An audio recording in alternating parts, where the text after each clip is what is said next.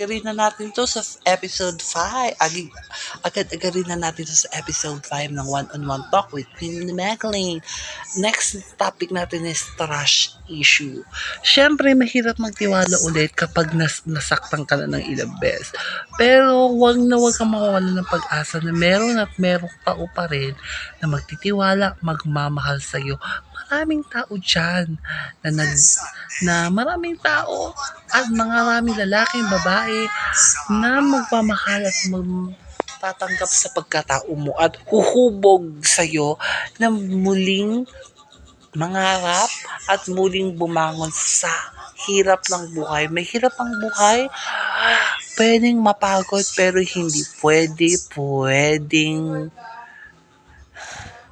pwedeng magpahinga pero hindi pwedeng mapagod.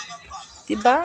Kasi yun ang purpose natin sa mundo, mabuhay, maging malakas. Diba? Okay, balik tayo sa topic, trust issue. Diba?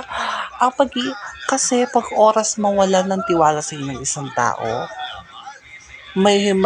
mahirap ulit magtiwala ulit, diba? Ibigay mo yung tiwala sa taong deserve. Oo, bago ka ulit magmahal ulit, kilalanin mo muna. Kung sure na, yon, ibigay mo na yung loob mo. Ibigay mo na sa kanya. Yun lang ang dapat bago isipin natin, ha. Isipin mo na bago gawin. Wag